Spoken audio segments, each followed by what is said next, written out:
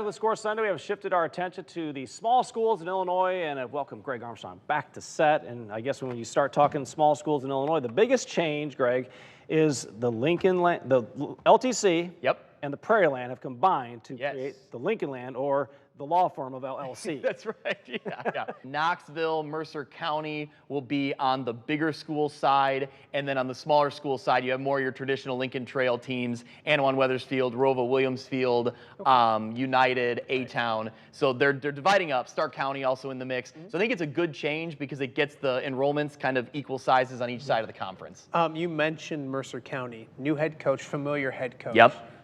Someone that, like, we can remember doing great things and winning state championship, Tanner Matlick. Yep.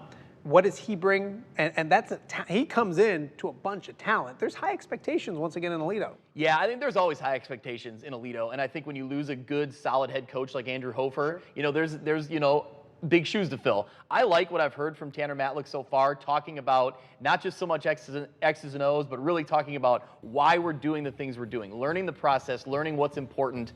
And I think what's great for Tanner Matlick as a former quarterback, he has Colby Cox, behind center, who's going to be a really dynamic weapon for Mercer County. I think they have a chance to compete on their side of the division in the Lincoln Land for sure. I remember Anawan Weathersfield last year, Cuff, just calling certain names and then you saying like, oh, they're only a sophomore. Yeah. They returned a lot of talent from a really good team that had a good offense. Yeah, this is Tony Gripp's third year, and some of these guys have been with him since he was freshman coach, and one of those guys is Dylan Ori. He's the quarterback. He's been the quarterback since he was a sophomore. He kind of filled in when Colton Quagliano left, and he's been doing a really good job. He's got some really good skill guys around him, not just on the edges, but he can turn and hand off to a guy in the backfield named Zeb Rashid, who last year was all-state guy.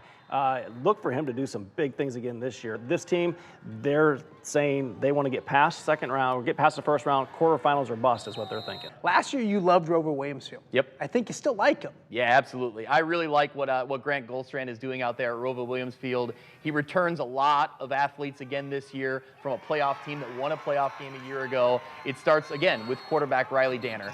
He put up a lot of stats. He was toe for toe with Colby Cox last year in the leaders of the LTC. He's back again. I think they're hoping for big things, and I see that they could really compete on that side of the division in the LLC along with Anawan Weathersfield. Please forgive us. We can't go through every team in the LLC. I know Knoxville is something that we're all three excited about as well. So there's a podcast, View from the West. That's right, absolutely. There's one that focuses on the LLC, so you can check that out right now.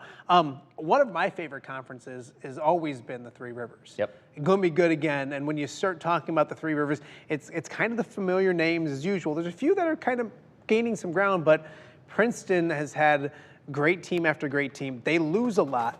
They should be good again.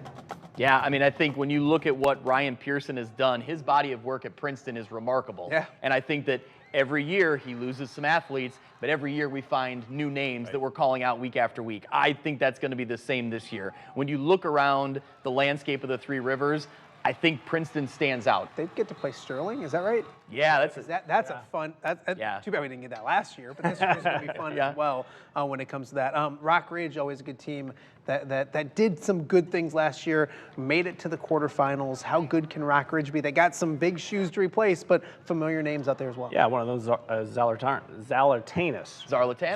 Easy for me to say. Yeah, you got it. So, but you're going to turn around and hand the ball off to him. They've got some good guys coming back. I'm really excited to see what they do with that offense with Connor Deem. He played quarterback last year at the end of the year because of injuries. He was a wide receiver. He ran the ball a little bit. He's just such a dynamic weapon. I just want to see how they utilize him in that offense. I think there's a lot of potential for them to be near the top of the standings. Yeah.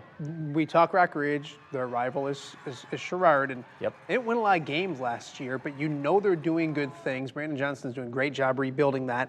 They could make a step or two this year as well, don't you think?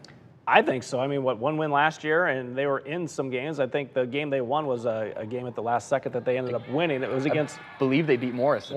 Yeah. So a really good game there. And he's talked about younger guys have gotten a chance to play the past couple of the last year, and they're still building that. He's changing the culture, all that kinds of things that he's did. He did it at Anawan Weathersfield. I expect him to do it again here at Sherrard. Morrison has a lot of speed from a team that was really good last year in flashes. They made the playoffs, lost in the first round, but they returned almost everybody, and they're just such a fast team. I look for them to make some noise. Other small schools of interest, boy, it was a special season for West Central last year in 8-man. They lose a ton. but just being there and those guys that are there now watched and partook in some of them. What was a special season? That's got to help this year. Oh, absolutely. When you lose a guy like Caden Drosty, who scored over 60 touchdowns and did the things he did, kind of led them to a state championship, tough to replace. They had a good group of seniors last year. Don't be surprised if Coach Kirby has them playing at a high level again this year. I think Kewaunee got a lot of pieces back. Orion has Filler back at quarterback as only a sophomore. If we didn't mention Orion, I got him in there. Text messages. Right. So bless you, Greg. Greg, we appreciate you. He'll be part of the Score team again this year, out with us on Friday nights. And again, we mentioned it, View from the West podcast. Download it, subscribe, like, comment, listen, all the things podcasters say all the time. That's right. Greg, we appreciate you. Thank you. All right. All right, time for our last break. We'll talk some Iowa small school football when we come back on the Score Sunday.